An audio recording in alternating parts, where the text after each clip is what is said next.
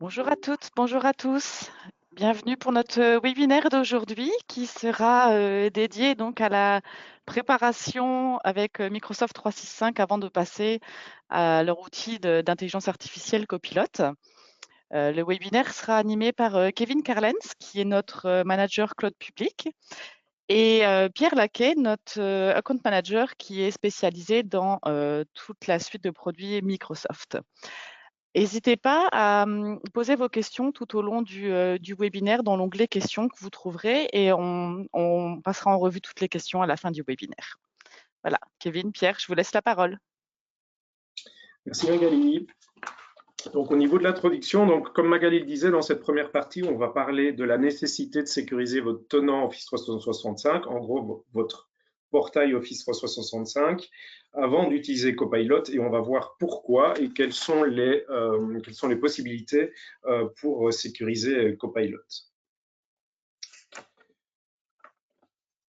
Alors, on va partir directement au niveau des statistiques. Donc, j'ai repris un tableau de statistiques auprès de Microsoft qui montre en fait que l'intelligence artificielle de type générative a été rapidement adoptée par les utilisateurs. Alors, oui, elle est en partie gratuite grâce à ChatGPT, donc ça a aidé fortement les choses. Mais 3 mois, ça reste quand même quelque chose de très, très rapide. Donc, on voit qu'il y a un engouement et un emballement des utilisateurs à utiliser l'intelligence artificielle de type générative. Alors pourquoi type générative? Elle s'oppose en fait à l'intelligence artificielle de type classique qui, elle, est plutôt celle qu'on utilise pour prendre des décisions à la place de l'humain ou réaliser des prédictions. Alors une que vous connaissez certainement tous, c'est Deep Blue. Donc Deep Blue qui, dans sa deuxième version, Deeper Blue, a battu le champion du monde des échecs, Kasparov, en 1997. Donc ça, c'est une intelligence classique. Là, on est au niveau de l'intelligence artificielle générative, on est dans une intelligence qui est du type artistique. Donc elle va créer du contenu, alors que ce soit du texte, des images, de la vidéo, de la musique. Donc on est vraiment dans une solution pour créer de la donnée et du contenu de façon indépendante.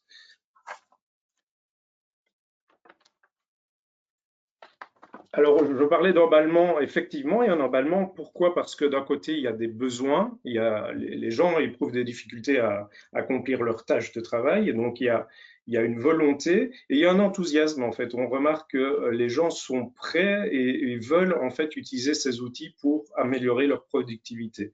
Donc, les deux en un, on a vraiment un emballement, en tout cas, dans l'utilisation de la volonté d'utiliser les solutions d'intelligence artificielle de type Copilot.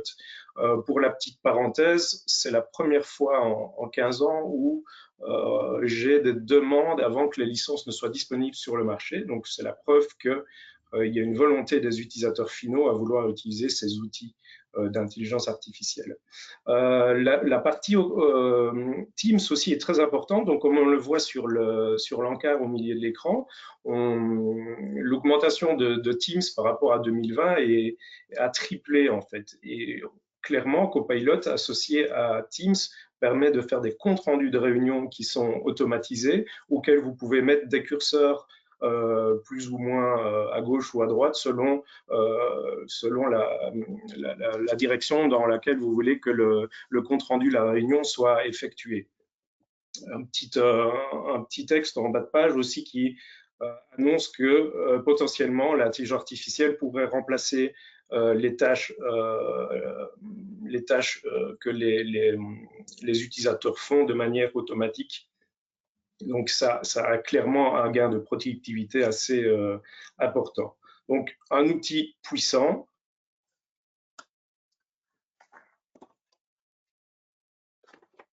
Donc la partie puissance en fait de l'outil, puisque Copilot a accès à l'ensemble des données que l'utilisateur peut accéder, donc qu'il soit conscient qu'il peut y accéder ou pas. Copilot, lui, va aller chercher dans toute la suite Office 365 auquel les utilisateurs ont un accès aux données. Donc c'est un outil puissant et il faut vraiment derrière sécuriser en fait votre tenant 365. Alors Je rappelle que si on prend le cas de Teams, par exemple, qui utilise une base de données SharePoint, Teams a été installé pendant la période d'épidémie de coronavirus et un peu en urgence. Et dans cette urgence, la majorité des petites sociétés n'ont pas pris en considération des politiques d'accès et il y a des manquements qui sont présents et il faut avouer aussi que les outils sont complexes.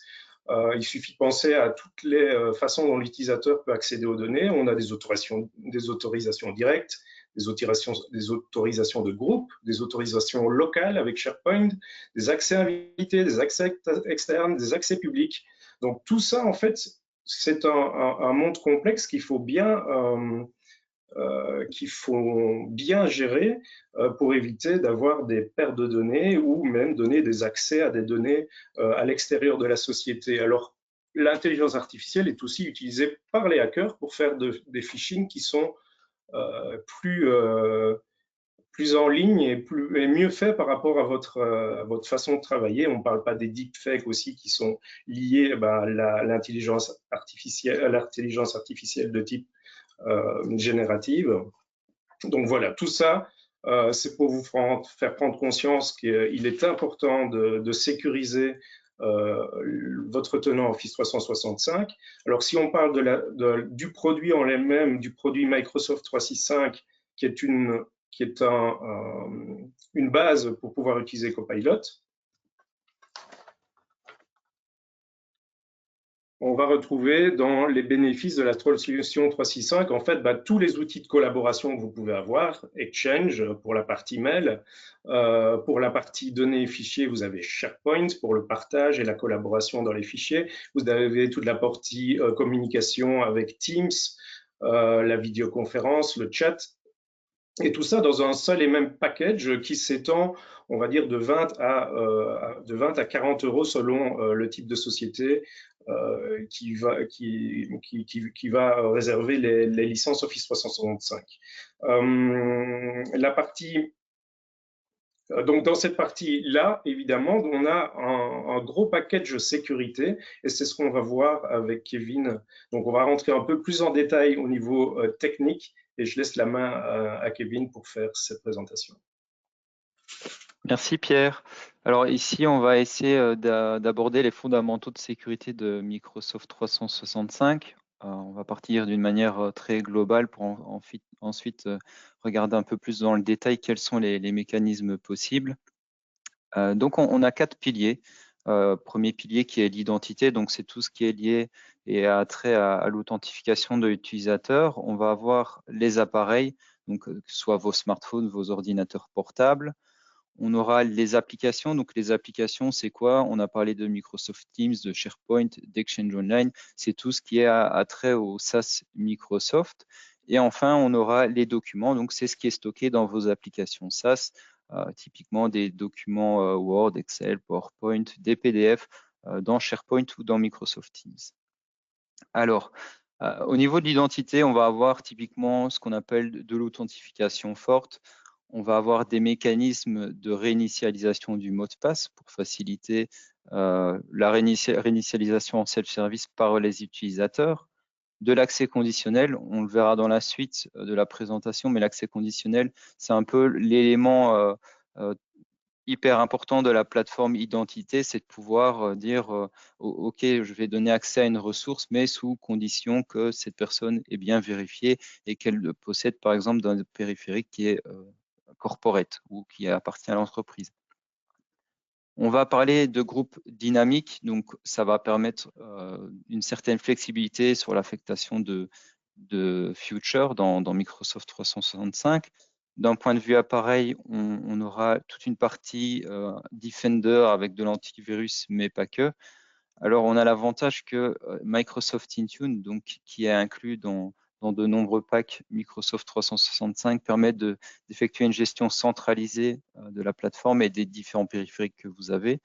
Ça va permettre notamment la réinitialisation à distance, le chiffrement des données, mais aussi l'installation de profils de configuration sur les machines. un profil de configuration, pour faire très simple, ça va être la gestion, par exemple, des ports USB depuis la console Microsoft Intune. Alors, au niveau des applications, on pourra limiter l'exfiltration de données et mettre en place une protection contre les menaces. Donc, je pense notamment à tout ce qui est phishing dans Exchange Online. Je pense que ça fait partie presque du quotidien des utilisateurs de recevoir des emails qui sont malicieux. Et donc, dans ce cas-là, on va utiliser les fonctionnalités de Microsoft 365 qui sont prévues à cet effet. Une prévention contre la perte des données, parce que on pourrait avoir potentiellement un collaborateur qui est malveillant, qui souhaite sortir les données de la société. Et enfin, des restrictions autour des emails. Donc, par exemple, protéger le nombre de mégabytes qu'on peut sortir au travers des emails. Sur le volet, donc la thématique documents, là, on va essayer de protéger les documents, déjà par on verra dans la suite, mais par la classification des données, mais aussi par la gestion saine des accès à ces documents. Alors, on va rentrer un peu plus dans le détail sur la partie identité. Donc, sur l'identité, on va voir un mécanisme qui s'appelle le MFA, qui est extrêmement important parce qu'autrefois, on avait un password, un mot de passe qui, bien qu'il était fort, était suffisant. Aujourd'hui, ce n'est plus le cas. Donc maintenant, dans la partie MFA, on va avoir plusieurs types d'authentification forte. Donc, quand vous vous connectez à Microsoft 365, vous entrez votre mot de passe et ensuite vous avez une demande de deuxième facteur. Donc, ça peut être Microsoft Authenticator, qui est une application que vous pouvez installer sur toutes les plateformes smartphone, donc iOS, Android. Et donc, vous allez recevoir une validation à effectuer sur votre smartphone. Ce sera soit l'encodage d'un code qui est généré à l'écran ou valider votre localisation, tout simplement. On a toujours le token physique qui est utilisé encore par de nombreux systèmes, dont certains services bancaires. Donc, il est toujours d'application et il reste pratique quand vous n'avez pas la possibilité d'installer Microsoft Authenticator sur votre smartphone. Le SMS aussi, vous pouvez recevoir un code d'authentification, donc à 6 chiffres, directement sur votre mobile. Et enfin, nous avons FIDO. FIDO, c'est une alliance sur les sécurités, sur la sécurité informatique, sur le volet authentification. Donc, vous allez pouvoir vous authentifier au travers d'une clé USB avec divers moyens type biométrique, etc. Ça permet aussi de mettre en place du passwordless, donc une authentification sans mot de passe. Toujours au niveau de l'identité, donc on va avoir le Self-Service Password Reset, donc c'est le portail de réinitialisation de Microsoft 365. Alors, ce n'est pas directement une fonctionnalité de sécurité, mais néanmoins, ça permet à un utilisateur où le mot de passe aurait été compromis suite à une attaque de phishing par email, par exemple, d'aller changer lui-même le mot de passe sans avoir à solliciter le support informatique. Et il pourra aussi éventuellement débloquer son compte Microsoft 365. Dans ce cas-ci, deux méthodes d'authentification fortes vont être requises pour pouvoir effectuer la réinitialisation du mot de passe. Donc, typiquement, Microsoft Authenticator plus un SMS. Nous avons ensuite les accès conditionnels. Et là, c'est vraiment, je pense, le point le plus important avec le MFA sur la partie identité, c'est le fait de mettre à disposition des ressources de l'entreprise, mais en appliquant des politiques sur la connectivité. Donc, un utilisateur va tenter de se connecter, on le verra dans un cas d'usage un peu plus spécifique dans la suite de cette présentation, mais on va pouvoir vraiment donner accès ou bloquer sous certaines conditions. Et toujours sur le volet identité, on va mettre en place de la gestion avancée pour les groupes, notamment sur les groupes dynamiques. Donc, on va pouvoir mettre en place des filtres, la gestion des fonctionnalités dans Microsoft 365 via des profils. Donc, on va pouvoir en fait attribuer les licences à des groupes de sécurité et les affecter eux-mêmes à des profils utilisateurs. Parce qu'en fait, on pourrait éventuellement dire qu'une série de profils utilisateurs ont droit à l'accès SharePoint, d'autres pas. D'autres auraient peut-être besoin de fonctionnalités type BI pour Power BI, etc., alors que le reste de la société n'en a pas l'utilité. Et très important, et là je vais faire le lien avec Microsoft Teams, c'est la revue des accès au groupe. Donc on peut mettre en place ce que l'on appelle de l'Access Review. Donc l'Access Review, ça va être la revue des accès à une équipe Teams, à un site SharePoint par ses propriétaires. Donc vous pourriez avoir des propriétaires par équipe Teams et que sur une base régulière, donc tous les 3 mois, 6 mois, voire chaque année, revoir est-ce que les personnes qui sont membres de ces groupes sont légitimes. Et c'est très important pour la suite avec Microsoft Copilot. Kevin, si on veut, ici, au niveau du pilier, on va dire identité, quel serait le danger si cette partie-là n'était mal configurée par rapport à Copilot, en fait? Oui, alors des dangers, il y en a plusieurs. On va prendre le plus simple, ce serait une personne qui n'a pas activé le MFA. Alors il y a des campagnes actuellement pour que le MFA soit par défaut du côté de Microsoft et nous suivons cette tendance-là, mais un utilisateur pourrait ne pas avoir le MFA encore actif. Et donc si l'utilisateur a été victime d'une campagne de phishing et a entré son mot de passe sur un portail web, cela permettrait à l'attaquant de se connecter au compte 365 de cette personne et donc potentiellement d'utiliser Copilot pour effectuer des requêtes sur SharePoint, etc. Et donc sortir des données. Ok, merci. Alors, on a ensuite un très gros volet qui est la gestion des appareils, qui est tout aussi importante que la sécurisation de l'identité, parce que le device, c'est ce qui va vous permettre d'accéder à la donnée. Donc ici, on va voir 2 fonctionnalités. On va voir Microsoft Intune en premier, qui va être la console de gestion des appareils, donc que ce soit du smartphone ou de l'ordinateur portable. Il n'y a pas de restriction au niveau de la plateforme, donc vous pouvez mettre du Windows, du macOS, du Linux, de l'iOS, de l'Android. Donc tous les appareils sont couverts. Dans un premier temps, on va se focaliser sur la gestion des configurations de l'ordinateur. Donc c'est quoi 3 points bien concrets? C'est l'accès au port USB. Donc on pourrait avoir des profils d'utilisateurs qui doivent avoir accès aux périphériques de stockage de masse. Donc typiquement une clé USB, on ne parle pas de souris ou de dongle pour les casques, mais vraiment de clés USB qui permettent de stocker des données. Donc on pourrait donner un accès en lecture et écriture à cette clé USB ou tout simplement dire ce profil il est à risque. C'est des personnes qui sont par exemple en télétravail régulièrement ou qui travaillent depuis l'étranger, donc on bloque l'accès aux clés USB. Ensuite, on a la gestion de l'encryption du disque dur qui, pour moi, est obligatoire en 2024. Donc, c'est vraiment que ce soit sur Mac, appliquer le File Vault ou alors sur Windows, le BitLocker. Donc, ça permet, si le PC est volé, de ne pas pouvoir sortir le disque dur et d'en extraire le contenu parce que tout le contenu sera encrypté. Et enfin, toujours dans les configurations de l'ordinateur, c'est la gestion des comptes administrateurs. Être local admin, c'est pas une bonne solution parce que si le compte de la personne est compromis, ça permettrait à l'attaquant d'utiliser l'ordinateur pour attaquer les services Microsoft 365. Donc ici, on va mettre en place la solution LAPS qui permet donc de centraliser la gestion du compte admin dans Microsoft Entra, donc Entra qui est l'annuaire de Microsoft, et de mettre en place une rotation du mot de passe. C'est très important parce que ça veut dire qu'on va pouvoir utiliser une fois le mot de passe de l'administrateur local et une fois ce mot de passe utilisé, il sera modifié automatiquement par la plateforme, ce qui empêchera d'avoir un compte local admin qui est compromis, tout simplement.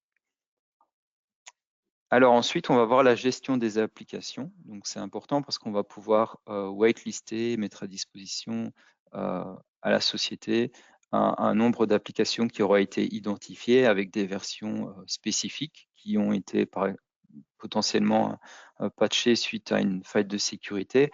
Et on aura la possibilité de soit les déployer par défaut pour l'ensemble des postes de travail du parc ou alors les mettre à disposition via un portail d'entreprise aux utilisateurs.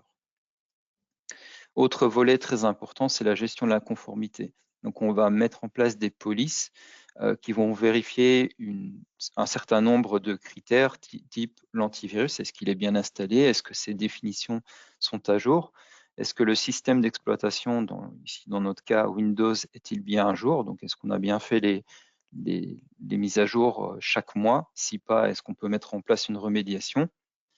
On va vérifier la version du système. Donc, est-ce que la version qui est utilisée par le périphérique Mac ou Windows est bien récente? Si pas, on ne donnera pas accès aux ressources de l'entreprise parce que potentiellement, il y a trop de failles de sécurité qui pourraient impliquer que le device est compromis.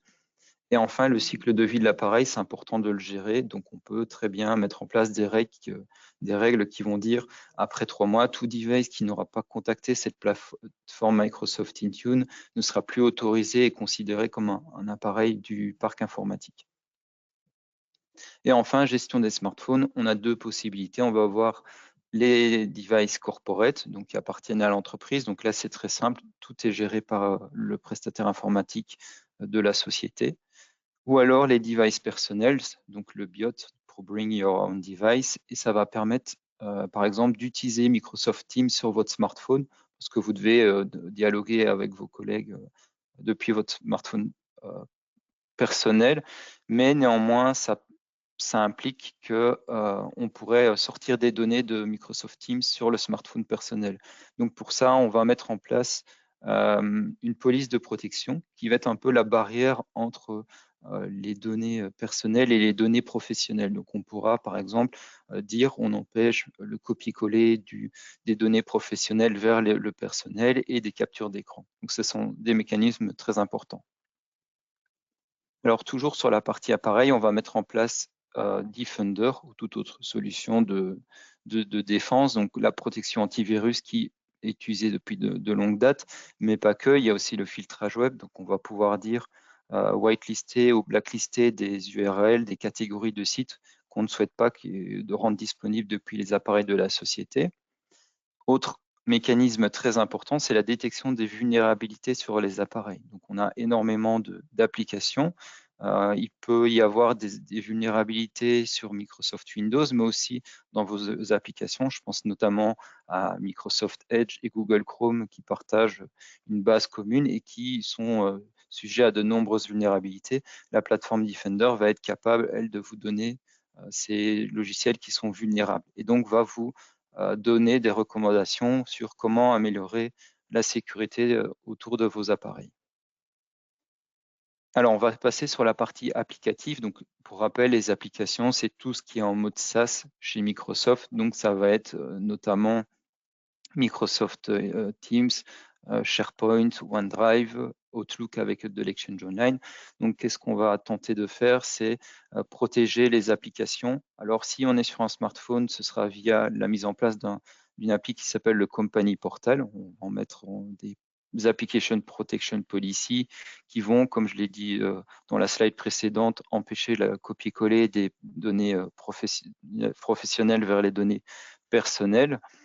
Pour les outils de collaboration où il y a des données, donc des documents, on va pouvoir mettre en place le DLP pour Data Loss Prevention. Donc, c'est typiquement le fait de pouvoir bloquer l'exfiltration de données ou en tout cas d'alerter certains collaborateurs ou le service informatique que des données, par exemple d'un site SharePoint critique, font l'objet de sortie ou de copie. Le chiffrement des emails est aussi très important. Donc, vous avez la possibilité de mettre en place au niveau d'Exchange Online le chiffrement pour éviter que le mail puisse être lu, parce qu'il faut savoir que sur Internet, on peut intercepter un email, c'est pas impossible. La restriction de l'usage des applications tiers dans l'environnement Microsoft 365, qu'est-ce que cela veut dire?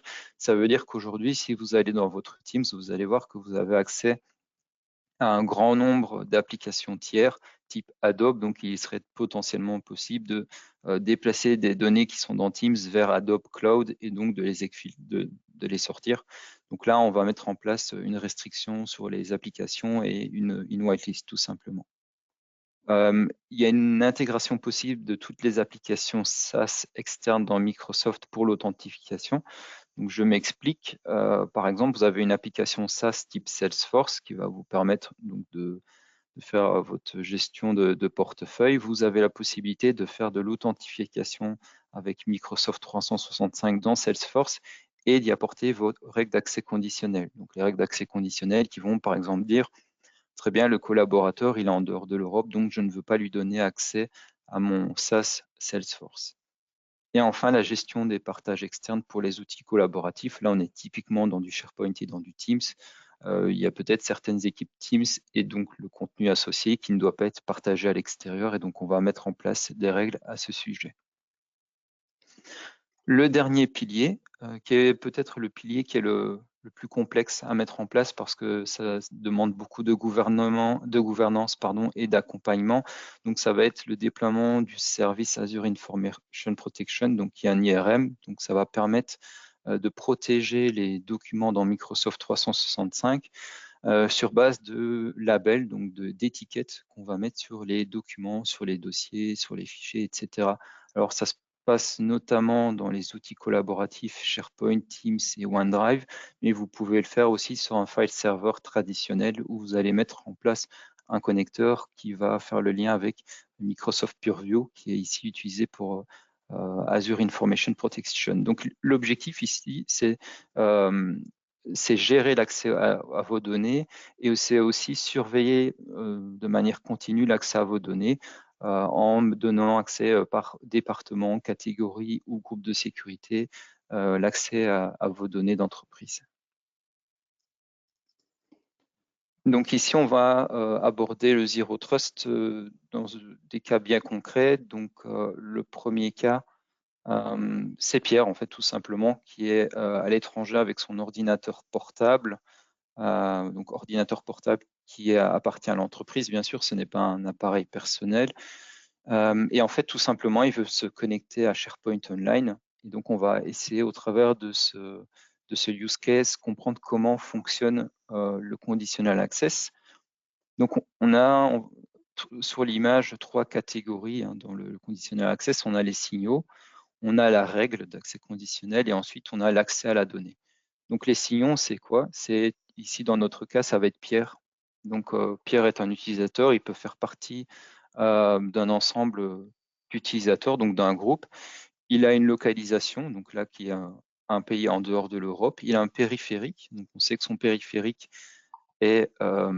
appartient à l'entreprise et qu'il est inscrit dans Microsoft Intune. Donc, on va déjà pouvoir vérifier un grand nombre d'informations sur la conformité de son périphérique. On a l'application, donc Pierre essaye en fait d'accéder à SharePoint Online au travers de l'application Microsoft Teams. Et on a ensuite des risques en temps réel. Alors un risque, c'est quoi? Ça va être un signal qui, par exemple, va donner l'adresse IP publique de Pierre. Donc l'adresse IP publique, c'est un peu le numéro de la box Internet sur laquelle il va se trouver. Et donc, si Microsoft Entra, donc la plateforme de Microsoft 365, détecte que l'adresse IP de Pierre change trop régulièrement, ben ça, c'est un risque en temps réel qui est découvert. Donc, sur base de ces signaux-là, on va mettre en place une règle qui va dire OK, Pierre est en dehors de l'Europe, donc on va lui demander de prouver son identité au travers d'une authentification forte, type MFA.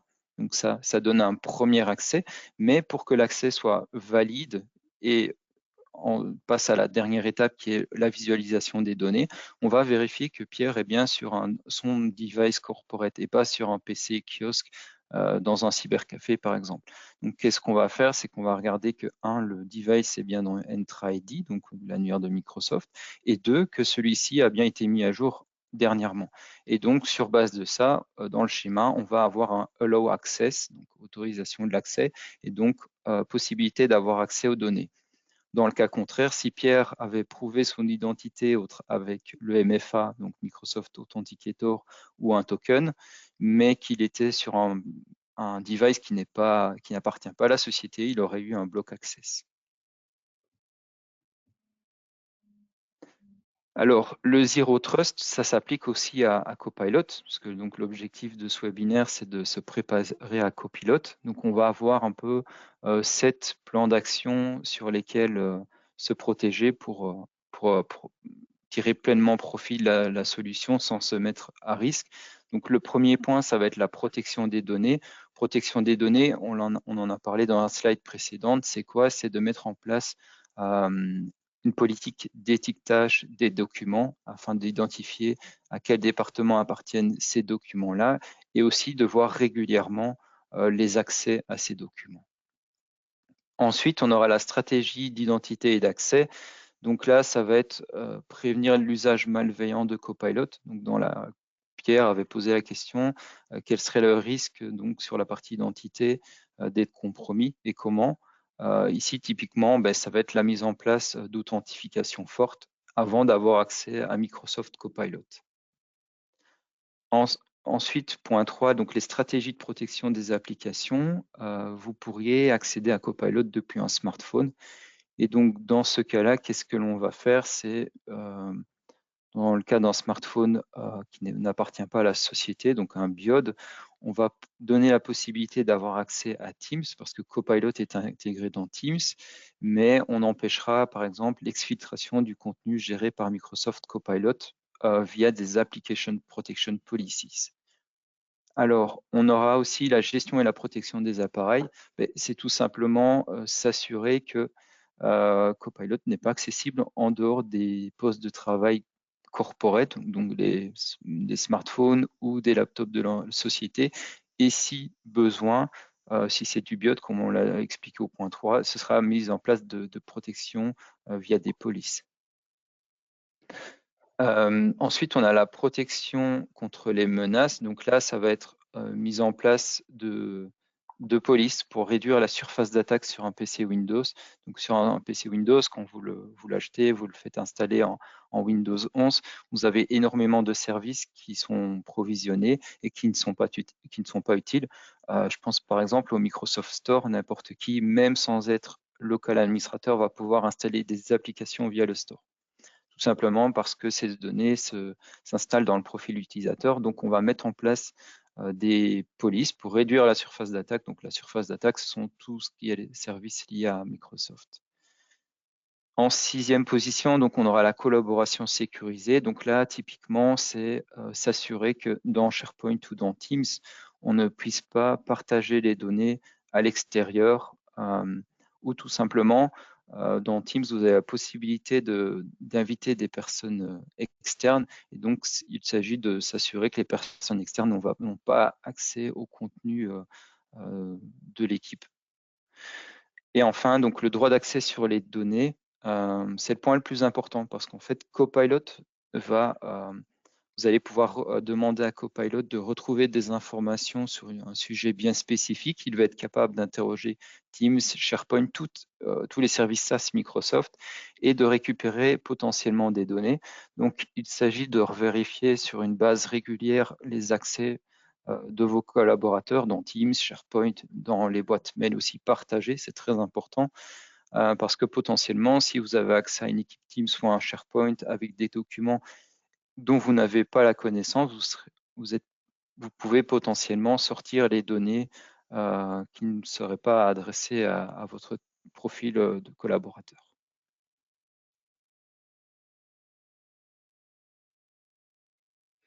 Sur la partie licensing, on a vu qu'il y avait énormément de fonctionnalités de sécurité dont Kevin vient de nous présenter, merci. Sur la partie licensing, donc aujourd'hui, l'entrée pour les PME, c'est le package Windows, le package Office 365 Business Standard. Alors, on ne le conseille pas aujourd'hui parce qu'il n'intègre pas les fonctionnalités de sécurité telles qu'on peut les découvrir dans Business Premium E3 et E5. Donc, pour rappel, les licences business telles que Microsoft les envisage, c'est de dire qu'une PME dispose de 300 utilisateurs, donc c'est ce qu'ils appellent le plan business. Donc, en gros, vous pouvez acheter 300 licences business premium et au-delà, vous êtes obligé de partir sur des plans E, donc Enterprise, E3 et E5. Et le gros avantage du business premium, donc ce sont des PME américaines, donc la majorité des PME européennes peuvent se permettre d'utiliser largement les licences business premium. Et dans ce package qui est à moins de 22 €, on retrouve en fait toutes des fonctionnalités de sécurité dont Kevin vient de nous parler.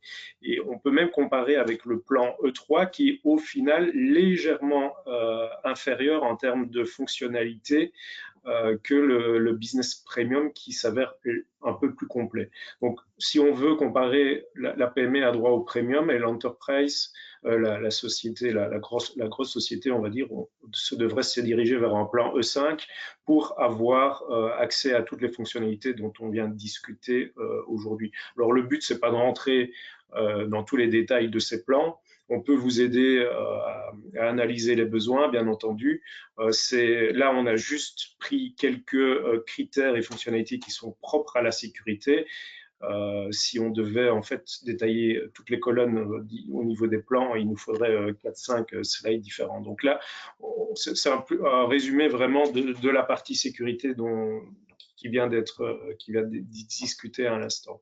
Je ne sais pas si tu voulais mettre le point sur un service en particulier, Kevin, là-dedans, qui attire ton attention.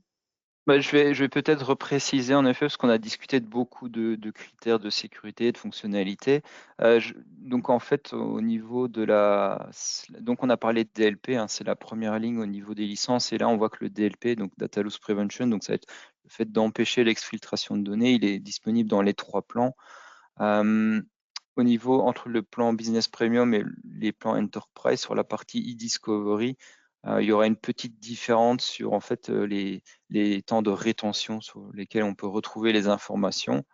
Information Protection, donc AIP, le fait de mettre en place des étiquettes, les fonctionnalités sont les mêmes sur les 3 plans.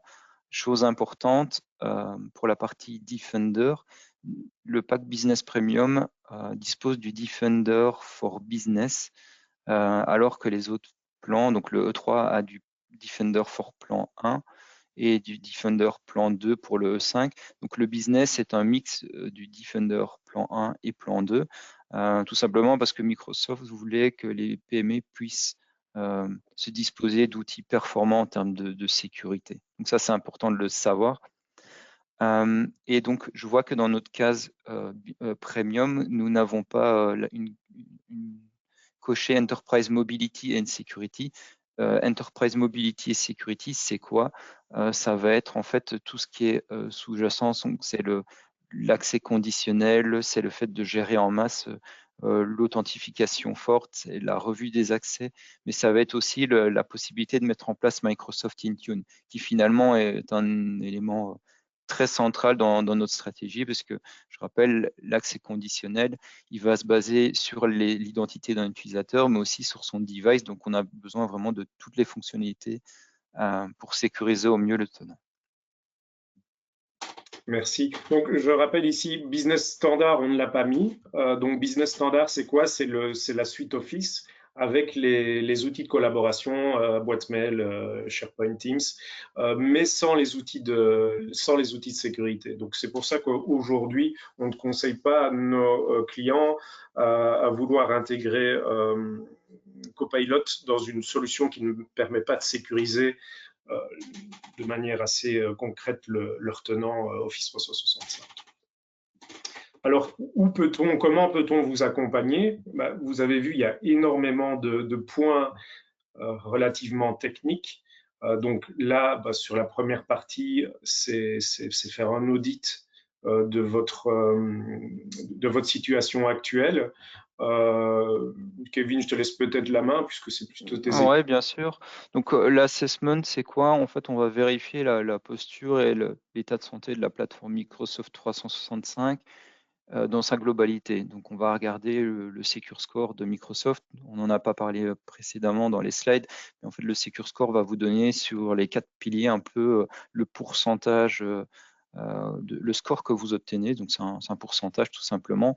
Et donc en 2020, 2021, Microsoft avait mis un objectif de 65%. Moi, je ne vous cache pas que 65, c'est plus assez. Il faut essayer de monter un peu plus haut parce que le 65 correspond au fait de mettre le MFA et d'autres petits moyens de sécurité. Donc, on va vérifier tout ça au niveau de l'assessment. On va vérifier aussi l'adoption de vos services parce qu'on se rend compte que énormément de clients ont des licences Business Premium ou Enterprise, mais ne tirent pas profit de tous les services qui sont disponibles dedans. Et donc, ça va déboucher sur un plan de remédiation. Le plan de remédiation, c'est quoi? C'est comment utiliser adopter mieux les services Microsoft 365 dans sa globalité et comment remédier aux failles de sécurité ou aux recommandations de sécurité qui ont été émises. Alors ensuite, on a... Vas-y Pierre, je te laisse la main. L'implémentation de Microsoft, je voulais rebondir dessus parce que les licences, et c'est vrai que ça va faire l'objet de notre deuxième partie, donc on va vraiment aller en détail dans l'outil, mais il est déjà disponible. Aujourd'hui, il est déjà, depuis la mi-janvier, vous avez déjà la possibilité d'acheter Copilot. Microsoft ne propose pas, contrario de tous les autres produits Office 365, ne propose pas par contre de l'acheter en mensualité et vous devez absolument vous engager sur un an sur la solution. On parle, j'ai pas mis le prix fixe, mais je pense qu'on est à 238 € par an par utilisateur, en sachant que c'est un ajout à la licence Office 365 existante. Donc la licence est dispo. Évidemment, le point 1 et le point 2 sont importants aujourd'hui au niveau de l'implémentation. Donc, on peut vous accompagner à l'implémentation. Et alors, l'accompagnement, c'est quoi? C'est faire attention parce que, je répète, l'outil est relativement puissant.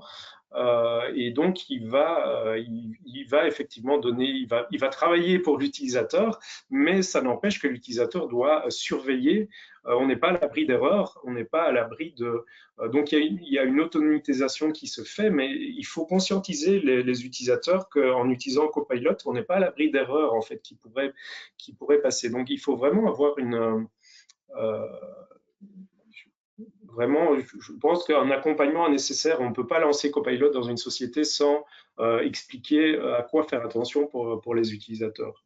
Je ne sais pas, Kevin, si tu veux, sur cet accompagnement. Oui, justement, l'implémentation de Copilot, le point 3, ça correspond en fait à une phase de pilote avec Copilot. Donc, c'est une phase de préparation avec des key users. Donc, on va identifier dans chaque business unit, département, au sein de la société, des personnes qui sont ouvertes à tester la solution, voir comment elle peut répondre à des besoins sur le business, comment faciliter la vie des utilisateurs au quotidien. Et donc, sur base de ces cas d'usage-là, donc on va les aider à prendre en main Copilot. Et ça va être en fait le déclencheur pour la phase 4 qui est l'accompagnement Copilot. C'est la généralisation de Copilot à l'ensemble de l'entreprise avec deux supports, donc le support informatique et les key users qui, eux, auront adopté la solution. Donc l'adoption se fait de manière graduée.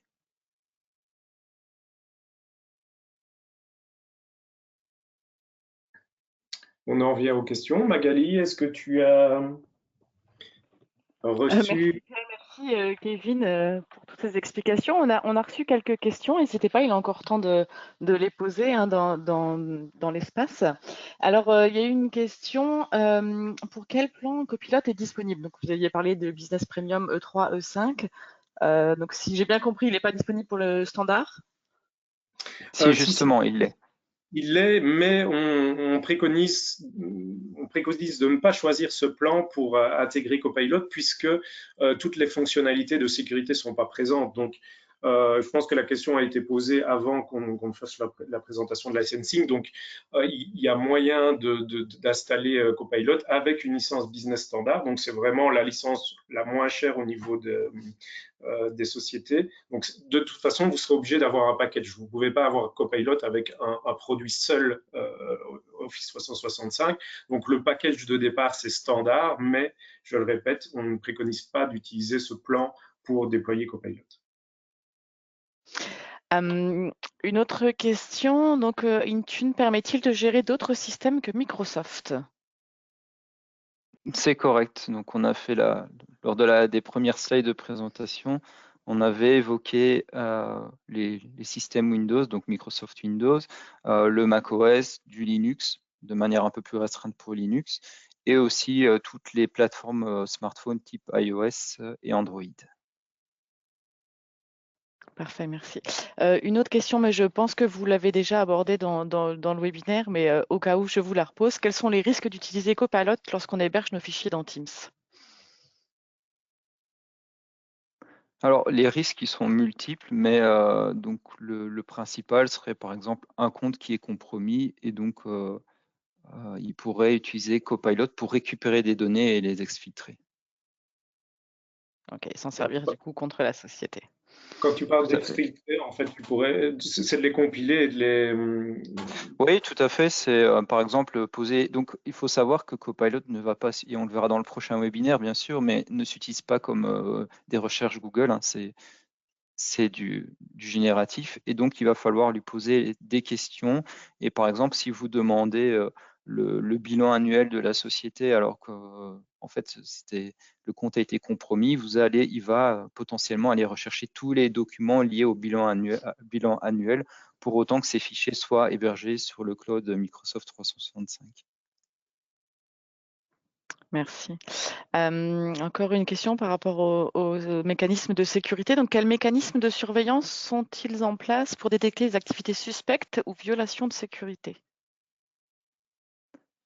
Alors, on va utiliser Microsoft Purview. Donc, Purview est la plateforme de conformité de Microsoft et donc on va pouvoir utiliser notamment le DLP pour mettre en place des règles. Donc, on va regarder un peu les boîtes email, les sites SharePoint, les équipes Teams et soit bloquer purement et simplement sur base d'éléments concrets, hein, par exemple des cartes d'identité qui seraient hébergées dans le SharePoint, des cartes, des ID de cartes bancaires, ce genre de choses. Ou alors on peut mettre en place de l'alerting. Donc on peut très bien alerter que l'usage, par exemple, d'un site SharePoint pour le département finance, s'il y a un téléchargement, le responsable du département finance est alerté, ainsi que par exemple l'équipe informatique. Donc ça va être des mécanismes de surveillance importants. Il y en a énormément. Vous avez aussi tout ce qui est Microsoft Entra protection, donc les protections contre les risques, donc le fait d'analyser si les adresses IP ont changé trop régulièrement ou si il y a des attaques de brute force, donc par exemple tentative de connexion depuis l'étranger. Donc on a la possibilité d'être alerté via les logs et donc de bloquer ces attaques. Ok. Encore une question. Quel est le délai habituel pour une revue globale du niveau de sécurité? Même question, donc au niveau du délai habituel pour l'installation de Copilot. Alors, ça va dépendre un peu de la taille de l'entreprise, de la maturité en termes de sécurité, parce que on a des clients qui ont déjà quand même bien travaillé le volet cybersécurité dans Microsoft 365.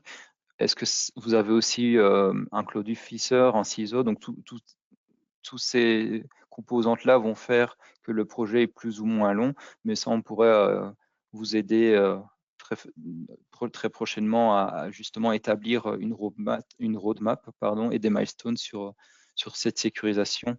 L'activation de Copilot, elle va dépendre de vos utilisateurs parce que c'est une adoption. La partie technique se situe, elle, sur la partie sécurité.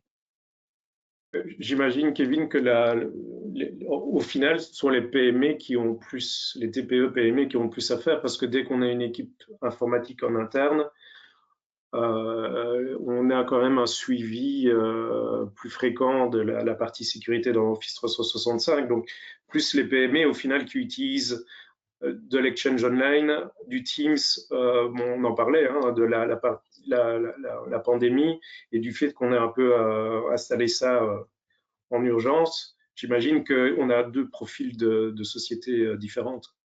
Oui, c'est correct. D'ailleurs, les chiffres parlent d'eux-mêmes, hein. Plus de 75% des attaques cyber sont contre des PME. Donc, il est très important justement de mettre en application toutes les recommandations possibles sur la plateforme. Est-ce que Copilot est compatible avec une installation Office 365 dans Citrix? Tout à fait. Oui, c'est testé et approuvé. Et encore une dernière question. Est-ce que vous pouvez donner des cas concrets d'utilisation de Copilot? Par exemple, est-ce que ça peut répondre à des emails? Donc, c'est parfait, ça nous Euh, permet de lancer le petit teasing pour le prochain webinaire. Exact, ça fait partie du prochain webinaire, mais en effet, alors envoyer des emails pour vous, non, mais vous allez pouvoir demander la création d'un mail type. Par exemple, j'écris à une équipe informatique, je ne sais pas comment expliquer les choses, Copilot pourra le faire pour vous. Vous pouvez demander à faire des résumés de vos emails. Alors, vous pouvez aussi utiliser Copilot pour résumer les réunions Teams que vous enregistrez en termes d'audio. Donc, il va pouvoir. Donc, ça va être de l'assistance. Il y a énormément de fonctionnalités et ça, on aura la chance de vous le montrer dans le prochain webinaire. Parfait. Écoute, je pense qu'on a fait le tour des questions. Ah non, encore une dernière question. Est-ce qu'il y a une version de Copilot en test gratuit? Est-ce que les PME peuvent tester Copilot avant peut-être avec des fonctionnalités limitées, avant de se lancer dans la licence annuelle, comme disait Pierre? Alors malheureusement, oui Pierre, je peux te laisser la main. Malheureusement non, actuellement en tout cas, je pense qu'il y a une raison derrière, c'est que aujourd'hui toute la partie intelligence artificielle, elle se situe au niveau des data centers du revendeur Microsoft. Il faut savoir que dans la phase 2 de l'intelligence artificielle, elle va venir utiliser les performances locales des PC. Mais aujourd'hui, je pense que c'est une volonté de la part de Microsoft de ne pas ouvrir des démos parce que, en termes de performance, ils ne sont pas prêts à ce que tout le monde teste en même temps. Et je pense que le fait que la licence soit en annuel, c'est pour éviter qu'on active 50 licences pendant un mois, qu'on teste. Et je pense qu'il y a des raisons derrière où il y a des besoins en performance que les fournisseurs ne sont pas prêts à avoir trop de gens qui utilisent en fait en simultané ces licences-là. Mais je le répète, la phase 2 de l'intelligence artificielle, ça va être d'utiliser les GPU, le CPU, la RAM qui sera en local sur vos PC. Donc, on revient un peu sur ce qu'on disait en disant, au final, les PC, on n'a plus besoin de grand-chose dessus. Si, parce que les prochaines machines qui vont être nécessaires pour utiliser de l'intelligence artificielle vont avoir besoin de ressources en local. Parfait. Mais écoutez, on a fait le tour des questions. Surtout, si vous avez encore des questions, n'hésitez pas, vous pouvez les poser par email. On se chargera d'y répondre, bien entendu. Je pense qu'on a tous hâte d'être au webinaire que vous allez animer de nouveau tous les deux au mois de mars. Kevin, si tu peux changer la slide comme ça, les gens ont la date. Donc le 21 mars, Kevin va justement vous montrer des cas concrets de l'utilisation de Copilot. Donc qu'est-ce que vous allez pouvoir faire avec Copilot dans toute la suite Office, une fois bien sûr, on l'aura bien compris, que toute votre infrastructure et vos périphériques soient sécurisés. Voilà, il reste maintenant le temps de vous souhaiter une belle après-midi, un bon appétit. On vous enverra la présentation au courant de la journée. Et puis voilà, comme je disais, si vous avez des questions, n'hésitez pas. Merci Magali, Pierre, merci Kevin. pour l'inscription pour le 21 mars, c'est déjà disponible? Ce sera disponible d'ici la fin de la semaine. Parfait. Merci. Bonne Voilà. journée à tous. Merci. Merci, bonne journée à tous.